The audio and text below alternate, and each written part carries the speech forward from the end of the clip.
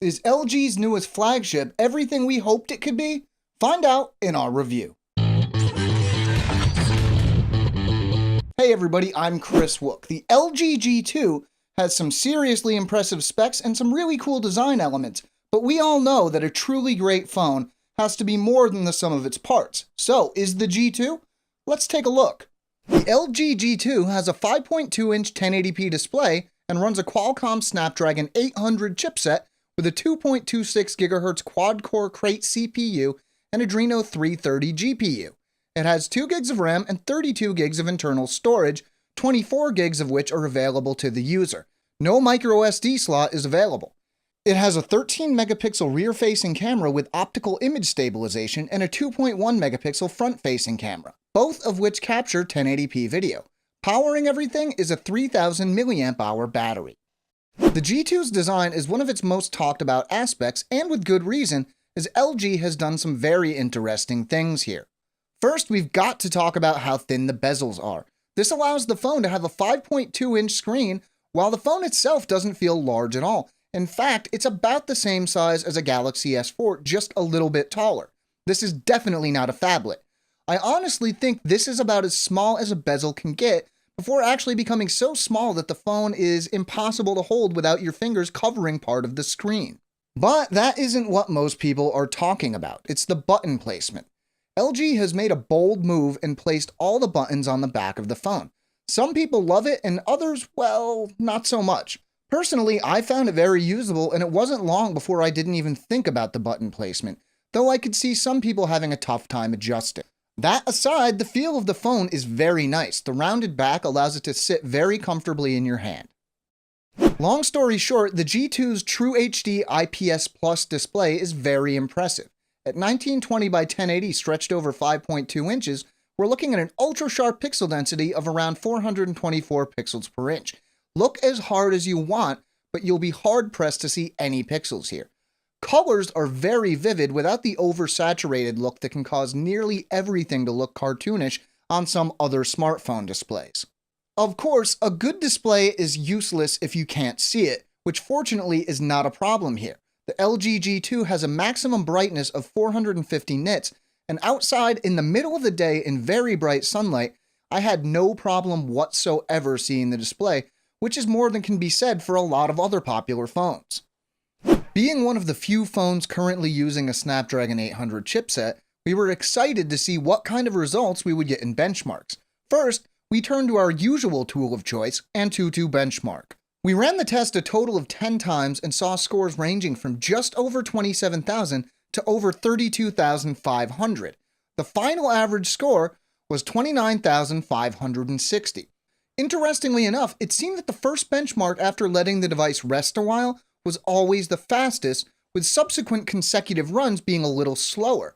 It's important to note here that LG told us prior to testing that the review unit we were shipped is not the final finished product, and that test numbers in the version released to customers could be higher. Next up, we turned to Epic Citadel and ran all 3 available benchmark modes. Ultra high quality mode gave us an average frame rate of 50.9 frames per second, while high quality and high performance gave us 55.3 and 56.8 frames per second respectively. That is pretty impressive considering that the software is pushing over 2 million pixels. Everyday performance was equally impressive. Scrolling, browsing, launching apps, and everything else was always zippy, and I never encountered a single moment where anything felt slow or even stuttered for a second. Performance across the games we tested was similarly impressive as well. The LG G2 runs Android 4.2.2 Jelly Bean, overlaid with a custom LG user interface. You can customize the interface a bit by changing fonts, which changes the font across the entire system. That's cool, but it gets much cooler. Gestures and button-free operation play a big part here. Want to turn on the display but don't feel like pressing the power button on the back? Knock On solves that by allowing you to simply tap twice on the display to turn it on. Tapping twice on an empty area or the status bar turns it back off.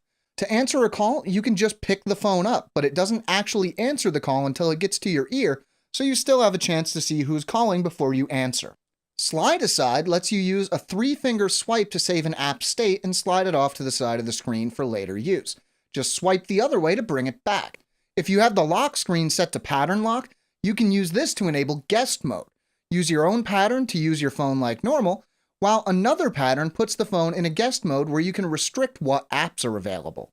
With the display off, you can hold the volume down button to launch the camera, and it also acts as a shutter button.